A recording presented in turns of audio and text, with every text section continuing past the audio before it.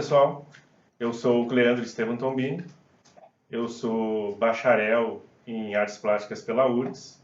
Eu também fiz licenciatura em Artes Visuais pela Uniaselv. Eu sou licenciado, no caso, pela Uniaselv.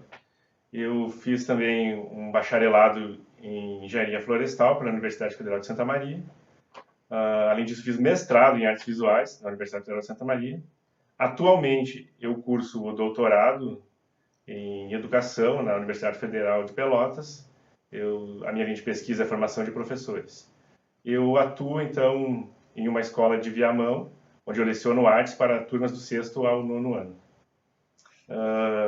O que me motivou, então, a participar desse evento foi a possibilidade de eu debater os temas acerca do uso de tecnologias na formação docente, que é um tema que eu já venho pesquisando desde a minha licenciatura, né, até o doutorado. E o título do meu trabalho é A Fotografia como Recurso Didático na Mediação de Temas Transversais nas Aulas de Arte.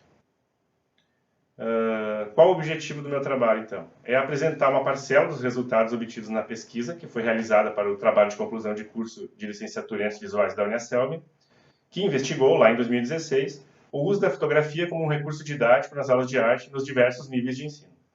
Eu fiz um recorte, então vou apresentar aqui um recorte, que seriam apenas os usos e implicações pedagógicas da fotografia como um recurso didático na mediação de temas transversais nas aulas de arte. Tá? Como metodologia, eu utilizei 5 entrevistas do tipo estruturada, né, para mim obter uniformidade entre todos os entrevistados. Eu utilizei 8 perguntas abertas e fechadas, previamente estabelecidas entre agosto e setembro de 2016. Então, uma estratégia que eu utilizei foi buscar os professores que eu já conhecia, que sabia que utilizavam a fotografia em suas práticas pedagógicas. Esses professores lecionavam em Porto Alegre e região metropolitana, e professores de diferentes níveis de ensino, fundamental, médio e superior. Então, essas informações que eu consegui nas entrevistas, eu cruzei com dados de pesquisas, de livros, artigos científicos, sites e revistas. O primeiro uso que eu encontrei, então, foi no ensino de temas transversais étnico-raciais. O professor Jair Ferreira, que realizou o ensino médio na cidade de També, em Pernambuco. Ele conseguiu o apoio da comunidade para maquiar os alunos, ele conseguiu um fotógrafo, né, que foi auxiliar também. Eles conseguiram locais que eram muito parecidos com países para poder fazer o fundo da foto. Isso tudo, por que ele constrói esse trabalho, ele monta esse trabalho? Porque ele viu a dificuldade dos alunos no questionário do Enem, eles não conseguiam se enquadrar entre negros, pardos e mestiços. Ele viu essa dificuldade, então ele começou a pensar em melhorar a autoestima deles por meio da fotografia. O legal aqui observar tem uma teoria do Solage, né?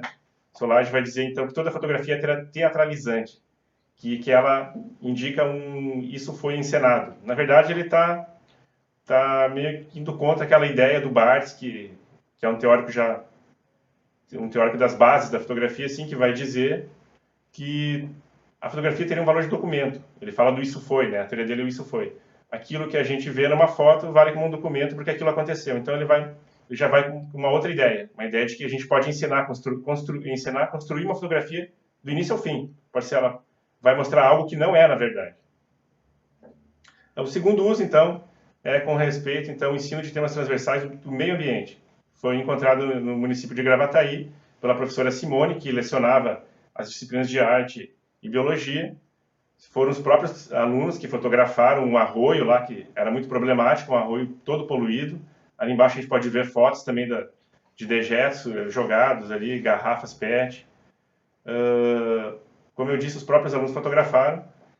Legal aqui é lembrar o filósofo Walter Benjamin, que vai dizer que no futuro o analfabeto não vai ser aquele que não vai saber ler e escrever, mas vai ser aquele que não souber ler as fotografias, que não souber fotografar.